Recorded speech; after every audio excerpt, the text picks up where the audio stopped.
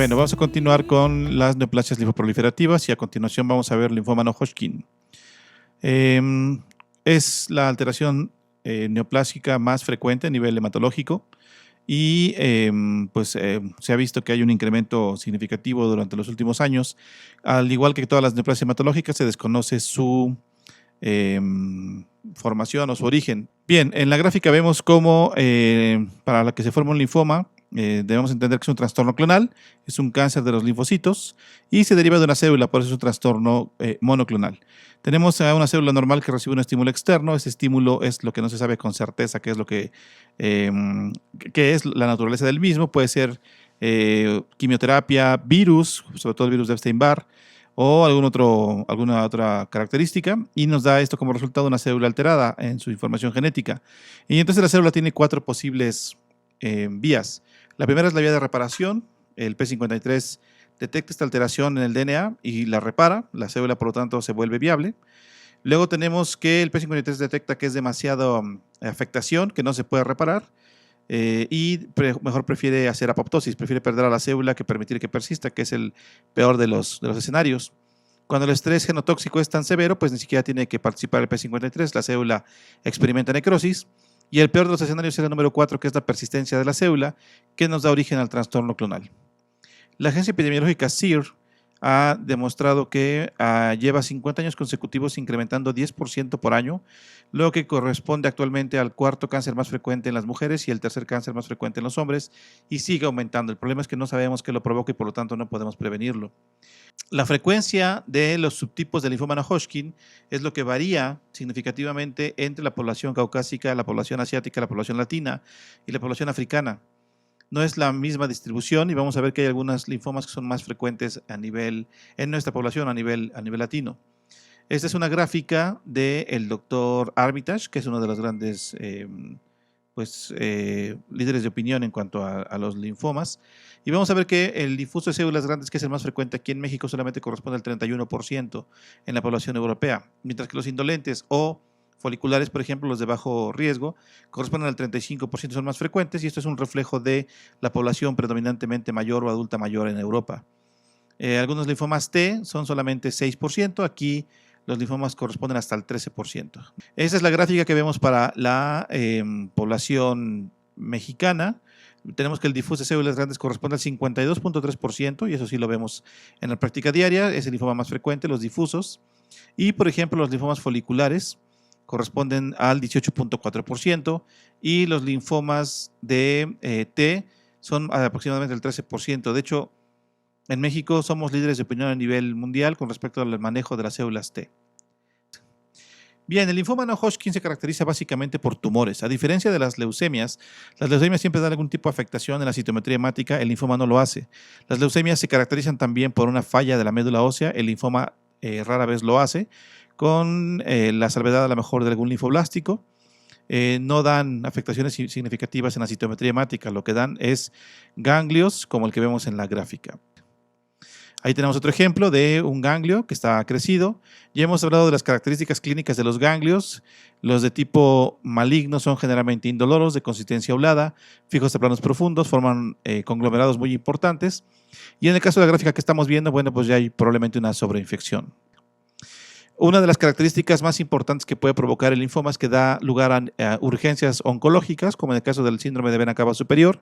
En la gráfica estamos viendo un masculino que presenta una gran cantidad de red venosa colateral, como lo pueden ver en el espacio delta pectoral, en el cuello. Tenemos una prominencia, una salida importante de las venas, lo que implica que hay una obstrucción en el regreso del flujo venoso desde la cabeza y el cuello. Entonces esto provoca una urgencia que debe ser resuelta de inmediato, si no puede costar la vida al paciente. Bien. Como comentábamos, pues la principal manifestación de los linfomas es el ganglio. Entonces, ¿cuáles son los diagnósticos diferenciales de esta que pueden simular la presencia de un linfoma no Hodgkin? Pues tenemos desde la mononucleosis infecciosa, la tuberculosis, la enfermedad por rasguño de gato, producida por la Bartonella henselae, el síndrome de Kikuchi, que es una necrosis ganglionar, el VIH o SIDA, el toxoplasma, el adenocarcinoma metastásico y el linfoma de Hodgkin. Estos dos últimos son de vital importancia porque son neoplasias también, son enfermedades malignas y el pronóstico es extremadamente distinto en cada uno de ellos, y también el tratamiento. Si yo creo que es un linfoma no Hodgkin y en realidad es un adenocarcinoma metastásico, estoy comprometiendo seriamente las posibilidades de curación. Y si es un linfoma de Hodgkin, el diagnóstico, el tratamiento también es distinto y el pronóstico también suele ser muy discrepante. Entonces tengo que hacer la diferenciación. En general, siempre el linfoma de Hodgkin, el linfoma no Hodgkin, su historia es la historia de su clasificación. Ha habido muchas diferentes clasificaciones y han pasado por la clasificación de Kiel, la clasificación de Rappaport que se utilizaban en Europa, en Estados Unidos. La Working Formulation, la fórmula de trabajo, ya es una clasificación que toma en cuenta parámetros histológicos y les asigna cierto valor clínico de acuerdo a su comportamiento. Los divide en linfomas de bajo, intermedio o alto riesgo y también pues, da cierta orientación acerca del tratamiento. Actualmente no debe de seguirse porque no sirve para tomar en cuenta decisiones. En la clasificación entonces que se utiliza es la clasificación de la Organización Mundial de la Salud, que a su vez está basada en la clasificación REAL, que es la revisada europeo-americana de linfomas. Esta clasificación se le debe a los trabajos primordialmente de un grupo importante en el mundial de hemopatólogos encabezados por la doctora Nancy Lee Harris de la Universidad, del Hospital Brigham and Women's en Estados Unidos, que es donde se edita la New England Journal of Medicine. Y como pueden ver en la gráfica, que es bastante compleja, no es importante que lo aprendan todo, se divide en dos grandes grupos, en neoplasias de células B y en neoplasias de células T. Y esta a su vez la subdivide en dos grandes grupos que son de mucha importancia, las neoplasias de células precursoras en ambos grupos, tanto en los B como en los T, y las neoplasias de células maduras o circulantes. Entonces, como pueden ver, pues son una gran cantidad de linfomas. No es necesario aprenderse todas, para eso tenemos porque aparte tenemos una actualización muy frecuente, anual o bianual, de esta clasificación, entonces constantemente se están renovando. Esta clasificación toma en cuenta no solamente parámetros histológicos, sino también toma en cuenta parámetros inmunohistoquímicos, que son de vital importancia, y genéticos y moleculares. Entonces, lo ideal es que se lleve esta clasificación para el tratamiento, pero no en todos los lugares se puede seguir. Vamos a ver una forma simplificada, que son los más comunes que vemos aquí en nuestra práctica diaria. El linfoma de células B, entonces lo dividimos en leucemia y linfoma de células precursoras. Aquí tenemos el linfoma linfoblástico. Y también tenemos aquí la neoplasia de células maduras, que tenemos que se subdivide a su vez en leucemia y linfoma de células pequeñas linfocíticas. Este primer rubro ahí se engloba a la leucemia linfoide crónica. La leucemia linfoide crónica y el linfoma de células pequeñas linfocíticas se consideran el mismo espectro de enfermedad, nada más que la leucemia predominan las células anormales en la médula ósea y en el linfoma predominan en el ganglio. Luego tenemos al linfoma linfoplasmacítico, al linfoma de la zona marginal esplénica, y estos linfomas que son de particular importancia porque son los más comunes, que son el linfoma folicular, el linfoma de células del manto, el linfoma difuso de células grandes, que ya hemos platicado que corresponde al 52% de todos los linfomas, el linfoma de Burkitt, que tiene dos presentaciones, la endémica y la no endémica. La endémica, como su nombre lo dice, predomina en el cinturón de la malaria de África, y la no endémica se asocia de nuestro lado, en nuestra sociedad, básicamente a infección por VIH. Luego tenemos a la leucemia de células peludas y finalmente mieloma múltiple, aunque ese se considera en otra clasificación. Next. Luego tenemos al linfoma de células T. Lo mismo, se divide en leucemia, linfoma de células precursoras, aquí el linfoma linfoblástico, que con más frecuencia corresponde a la familia T. Es una enfermedad muy agresiva, tratable, se puede curar, pero se requiere quimioterapia muy intensiva. Y luego tenemos a las neoplasias de células maduras, y aquí se mencionan al linfoma de células T periféricas, el nombre correcto es células T periféricas, y probablemente sea la presentación que más comúnmente se lleva a cabo de forma ganglionar. Aquí vale la pena hacer un pequeño paréntesis para mencionar que los linfomas tienen dos grandes presentaciones, ganglionar y extraganglionar. En términos generales, no es una regla, pero en términos generales, los linfomas de células B son de presentación ganglionar y los linfomas de células T son de presentación extraganglionar, pero tenemos también muchos linfomas B que pueden ser extraganglionares y linfomas T que pueden ser ganglionares. Entonces, de los T, la forma ganglionar más común es el linfoma de células T periféricas. Luego tenemos el angioinmunoblástico, el anaplástico de células grandes TENUL, el cutáneo anaplástico de células grandes, que son todos ellos de presentación extraganglionar, difícil de controlar. Luego tenemos la micosis fungoides o síndrome de Sézary. Como su nombre lo indica, se pensaba al inicio que era una micosis, una afectación por hongo, pero realmente es la presentación típica o característica del linfoma T en la piel. Se caracteriza porque las células expresan un dermotropismo importante, lo que significa que solamente están circunscritas a las capas de la piel inicialmente, y después puede tener varias formas clínicas. La más importante, por ejemplo, es la forma de eritema, que es cuando se ve solamente una lesión rojiza en la piel. Luego tenemos la formación de placas, cuando confunden varias zonas de eritema, comienzan a tener ya relieve, y luego en la forma de tumor, que cuando confluyen varias placas. Hay quien considera que tiene una cuarta etapa, que es la etapa ulcerada, pero si ustedes dejan a cualquier tumor a su libre evolución, se va a ulcerar conforme sigue creciendo. Y cuando pierden el epidermotropismo, las células pueden pasar a la circulación y se le conoce como síndrome de Sézary, que es cuando ya encontramos adenomegalias y cuando encontramos células cerebriformes circulantes en la sangre, que es cuando las células que inicialmente estaban en la piel ya pasaron. Es una enfermedad incurable, cada vez tenemos más alternativas de tratamiento, pero se sigue considerando incurable y puede tener una presentación desde muy ligera, sobre todo la variante hipocrómica, que se ve como si fuera una pitiriasis alba, o lo que la gente comúnmente conoce como los giotes, y una forma muy agresiva con afectación de toda la piel. Inicialmente se tratan con un baño de electrones. Cuando damos radioterapia, el baño de electrones, se utilizan fotones que son pesados, atraviesan todo el grosor del cuerpo, y los fotones son mucho más sencillos, los electrones, mucho más livianos y se quedan en las capas superficiales de la piel, por lo tanto sí se puede radiar toda la superficie corporal con el baño de electrones. Luego tenemos el linfoma nasal o tipo nasal de células TNK, que anteriormente se le conocía como granuloma letal de la línea media. Es un linfoma extremadamente agresivo que surge a nivel de la línea centrofacial. Generalmente afecta los senos paranasales, y por su agresividad generalmente puede causar destrucción de las estructuras óseas con pérdida del macizo centrofacial. Puede haber fisuras o destrucción del paladar o también de la lámina del etmoides. Entonces es un linfoma que puede afectar por contigüidad al sistema nervioso central. Es muy agresivo, pero aún así puede ser curable con quimioterapia y radioterapia. Luego tenemos la leucemia linfoma de células THTLB1, que se le considera endémico de Asia y se pensaba que era la forma inicial de presentación del VIH. Luego tenemos al tipo enteropático, se va a afectar específicamente el tubo digestivo y puede presentar un cuadro similar al de la malabsorción intestinal.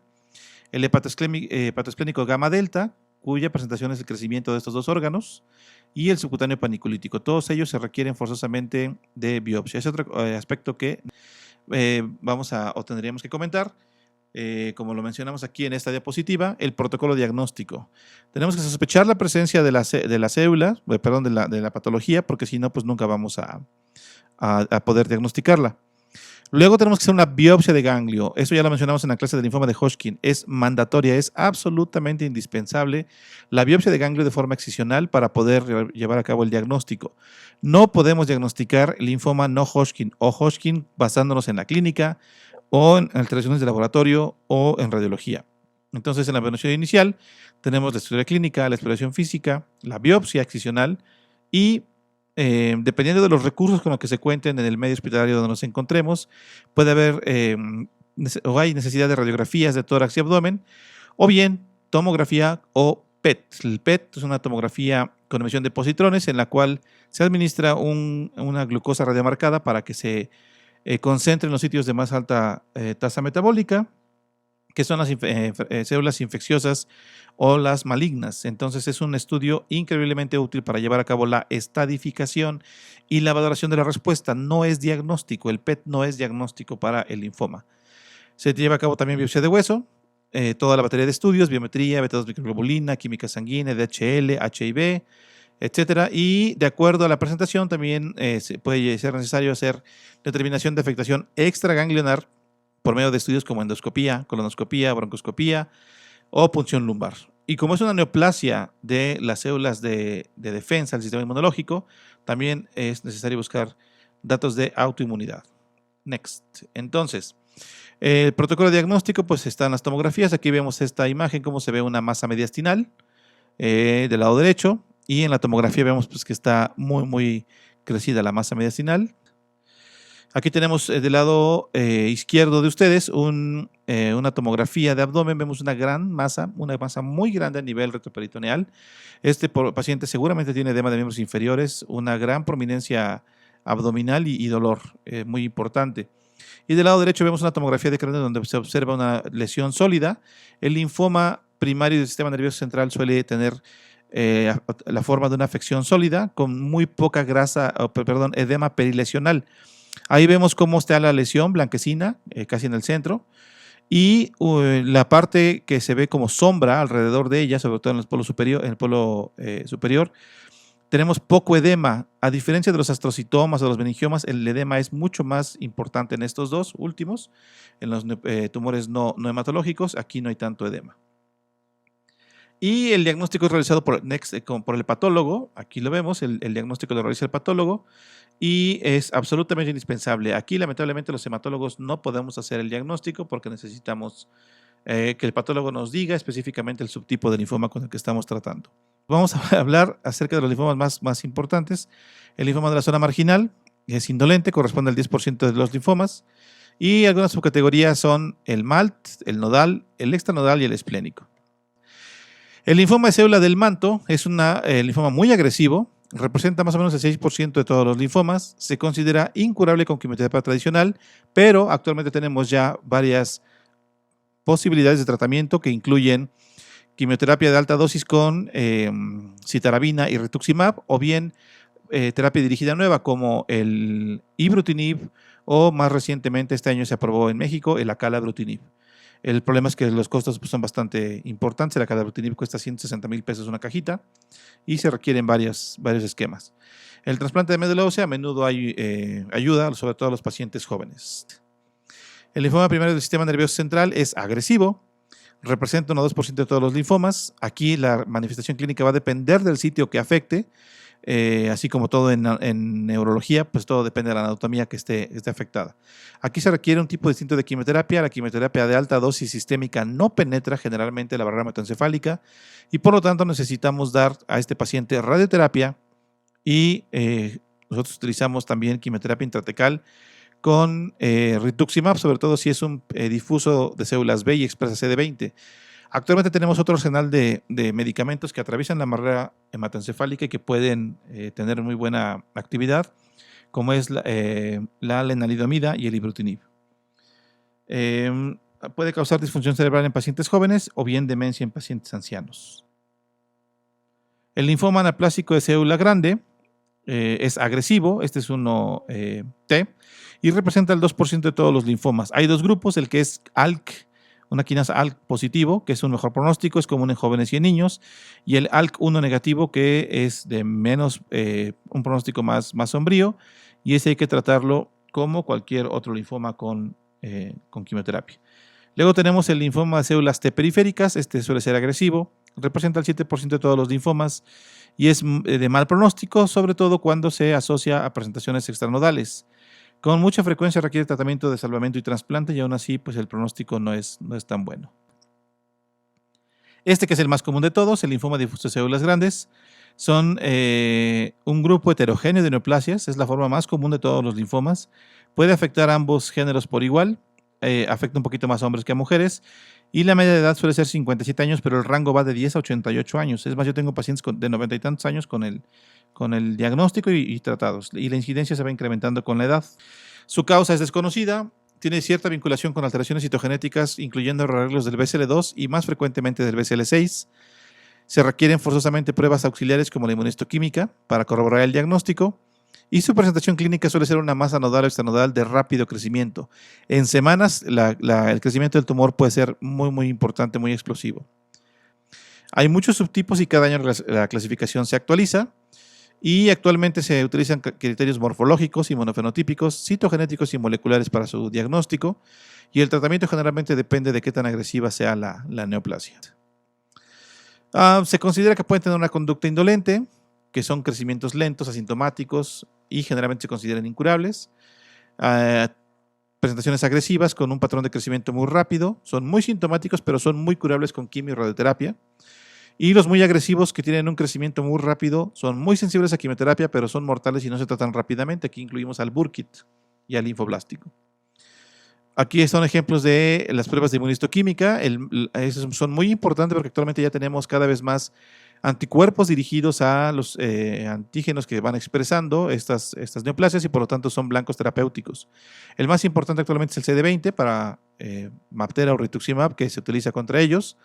Y hay otros que nos sirven para determinar la agresividad y el pronóstico de los linfomas, como el Ki67, que es un índice de proliferación de las células neoplásicas, el BSL2, que es un marcador de apoptosis, que está, si lo sobreexpresan, quiere decir que no tiene apoptosis y que va a ser resistente a la quimioterapia. Aquí vemos otro que son a veces necesarios para hacer el diagnóstico específico, como el la ciclina D1, que son específicos para los linfomas del manto. Bueno, antes de 2007 tratábamos a los pacientes de acuerdo a la estratificación anatómica, los riesgos clínicos y biológicos y la disponibilidad de drogas. Se supone que esto ya no tendría que ser. Lamentablemente, 13 años después, seguimos tratando igual a los pacientes y ahora está peor porque ahora no tenemos quimioterapia. Entonces tenemos medicina basada en existencias en lugar de medicina basada en evidencia. ¿Y cómo se deberían tratar o cómo se tratan en los países del primer mundo? Perfil molecular individual del tumor, qué alteraciones expresa, perfil molecular de la respuesta del huésped, cómo está su sistema inmunológico y los grupos de riesgo moleculares y citogenéticos. El IPI, que es el índice pronóstico internacional, se desarrolló pensando en el difuso de células grandes y le asigna un punto por cada uno de los factores de riesgo que vamos a mencionar a continuación. Si el paciente tiene más de 60 años, se le da un punto. Si su ECOG es mayor de 1, se le da otro punto. El ECOG es una escala de rendimiento del paciente, se divide en términos generales en 4. El ECOG de 0 es aquel paciente que está sano, como ustedes ahorita, sobre todo con la cuarentena. El ECOG de 1 es aquel paciente que tiene una limitación leve de la función, por ejemplo, ustedes después de una guardia, que dicen, bueno, oye, vamos a echar una cerveza, sí, está bien, vamos, no lo dudan ni tantito, ¿no? O sea, tienen limitación leve. El ECOG de 2 es la limitación moderada de la función, que es que cualquier interno que ya está en el segundo semestre de posguardia, oye, vamos a echar una chela, lo piensan un poco y dicen, ok, vamos. Entonces es una limitación moderada. El ECOG de 3 es como yo, después de una guardia, oye, vamos a echar una chela, no, lo siento, no puedo, me estoy muy cansado. Esa es una limitación ya muy importante para la función. Y en el ECOG la diferencia entre el ECOG de 2 y el ECOG de 3 es que en el 2, más del 50% del tiempo lo pasan fuera de cama los pacientes. Y en el ECOG de 3, más del 50% del día lo pasan en cama. El ECOG de 4 finalmente es el paciente que requiere ECOG de 4 requiere de otra persona para llevar a cabo sus funciones mínimas, alimentación, aseo, etc. Entonces, entre más alto es el ECOG, peor es la posibilidad. Luego tenemos etapa clínica 3 o 4 de Ann Arbor, que ya lo vimos en la clase del linfoma de Hodgkin. Recuerden, zonas ganglionares afectadas por arriba o por abajo del diafragma. Si tiene más de un sitio extraganglionar, también se le da otro punto. Y si su DHL tiene una unidad por arriba de lo normal, también se le da otro punto. De esta manera podemos tener 5 posibles puntos o 0. Cuando es 0 o 1, se le llama riesgo bajo. Y la posibilidad de que ese paciente esté vivo a 5 años es de 73%. Intermedio bajo son 2 puntos. La posibilidad de que esté vivo es 51%, como vemos en la gráfica. Intermedio alto son 3 puntos y la posibilidad de que esté vivo son 43%. Y el IPI más alto es el que tiene 4 o 5 puntos y la posibilidad de que esté vivo es 26%. Hay casi 50% de diferencia en la sobrevida, dependiendo si tienen un IPI bajo o un IPI alto. Para la estratificación se consideraba anteriormente estado limitado cuando tenía Ann Arbor 1 o 2, no tenía síntomas B, que son los mismos que para el linfoma de Hodgkin, y una enfermedad inicial de menos de 10 centímetros. Y el estado avanzado es cuando tenía una Ann Arbor 3 o 4, o tenía síntomas B o una masa mayor de 10 centímetros. El tratamiento es quimioterapia. A estos pacientes hay que darles quimioterapia. Cuando es un linfoma difuso limitado, que vimos en la diapositiva anterior, se le da CHOP por 3 ciclos más radioterapia. Y cuando es avanzado, damos 6 a 8 ciclos. Hay que considerar radioterapia para todos aquellos pacientes con enfermedad voluminosa inicial y hay que determinar si el paciente tiene o no tiene una enfermedad o masa residual. ¿Qué es el CHOP? El tratamiento de quimioterapia, bueno, es una combinación de fármacos citotóxicos que implican ciclofosfamida, rituximab, ciclofosfamida, doxorubicina, vincristina, prednisona, como viene ahí en la gráfica. Y el doctor Bertrand Coiffier agregó hace ya más de 15 años este fármaco que es rituximab, que vamos a ver, el mecanismo vamos a ver a continuación. Bueno, esta gráfica que estamos viendo acá, el tratamiento del linfoma difuso, me gusta mucho porque examina o analiza cuál es la evolución de los pacientes cuando reciben CHOP, que es el fármaco, es la combinación de fármacos más sencilla, pero también una de las más, es la más importante hasta la fecha. Se han intentado hacer otras combinaciones de fármacos, como vienen ahí, como MVACOB, Promacezitabom o MACOB-B, que agregan otras drogas que son más agresivos. Y como podemos ver en la gráfica gráfica de supervivencia, en la curva de Kaplan y Meyer, no hay una diferencia estadísticamente significativa. De hecho, son menos efectivas en términos de toxicidad. No es de que no sirvan, es de que son más agresivas para el paciente y el paciente puede fallecer más por la quimio que por el linfoma por sí mismo. Entonces, CHOP sigue siendo la alternativa número 1. Hay algunos estudios recientemente que se presentaron al fin del año pasado en Orlando y hay algunas combinaciones de fármacos como rituximab, lenalidomida y ibrutinib que se postulan como las primeras líneas de tratamiento, pero esos son fármacos infinitamente más caros, son muy caros. Esta es una gráfica donde vemos que rituximab es un anticuerpo quimérico que está dirigido contra la proteína de superficie CD20 y esto da como resultado que las células sean más sensibles a quimioterapia. Este es el esquema del estudio que propuso el doctor Bertrand Coiffier, está publicado desde el año 2002, donde le da CHOP contra R-CHOP. El R es de rituximab o MabThera y se le da cada 3 semanas durante 8 ciclos. Y vean la respuesta en esta gráfica que estamos viendo, la diferencia entre la utilización de un fármaco, de un esquema y otro. Rituximab, según este análisis, es estadísticamente muy significativo. La P que vemos ahí abajo es muy significativa y por lo tanto se considera actualmente el estándar de oro para el tratamiento del linfoma. Entonces R-CHOP fue el nuevo estándar de tratamiento, el porcentaje de curación es bastante bueno. Los pacientes que no responden a R-CHOP tienen un pronóstico bastante pobre y el trasplante puede ofrecer algún beneficio.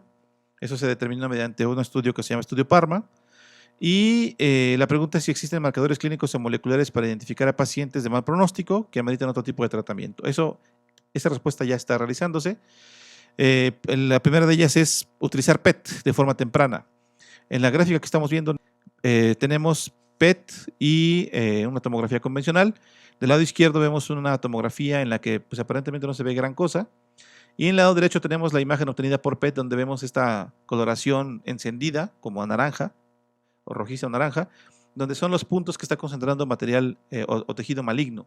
Entonces esto nos da de una forma mucho más fidedigna si tenemos una respuesta favorable al tratamiento. Y entonces hay estudios que se han publicado acerca de hacer PET de forma temprana en los pacientes con linfoma. Si ustedes hacen un PET después de 3 o 4 ciclos de quimioterapia y el PET es negativo, la posibilidad de curación, ven esta gráfica, es muy elevada, cercana al 90%. Pero si su PET es positivo después de este ciclo de tratamiento y le siguen dando el mismo tratamiento, la posibilidad de curación es prácticamente nula. Entonces, ¿qué significa o para qué me sirve el PET? Para identificar tempranamente aquellos pacientes que están haciendo resistencia a la quimioterapia. Aquí está otra gráfica. El PET negativo es desde luego mucho mejor pronóstico para aquellos que lo reportan así y en comparación con los de PET positivo. Igual, PET negativo, el paciente va bien, termina el tratamiento.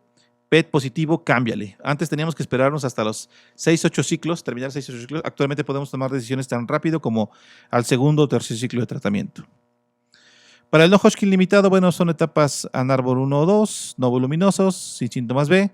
Se puede abarcar un solo campo de radiación y puede presentar 1 de cada 3 linfomas. Entonces el manejo es quimioterapia abreviada y radioterapia campo involucrado. Recordemos que estos pacientes de linfoma son predominantemente adultos y ya tienen varias comorbilidades. Si son diabéticos o hipertensos, van a tener más problemas con la quimioterapia y pueden dejar alteraciones cardiovasculares que después puedan comprometer su calidad de vida. Si nosotros agregamos radioterapia campo involucrado, que son las siglas de IFRT, que vemos ahí en la gráfica, pues el pronóstico es mejor, ¿no? La P no es tan significativa como con rituximab, pero es mejor dar radioterapia al campo involucrado, no a todo el organismo, que no dar la radioterapia. ¿Cuál es el problema cuando este paciente no responde? Ya le dimos CHOP, nuestro PET salió negativo, salió positivo. Tenemos que hacer algo porque si no ese paciente va a morirse por actividad tumoral. O bien cuando el paciente tuvo una respuesta completa, incluyendo un PET negativo al final del tratamiento y después presenta nuevamente síntomas. Ese es el caso de la terapia de salvamento para el linfoma agresivo recurrente.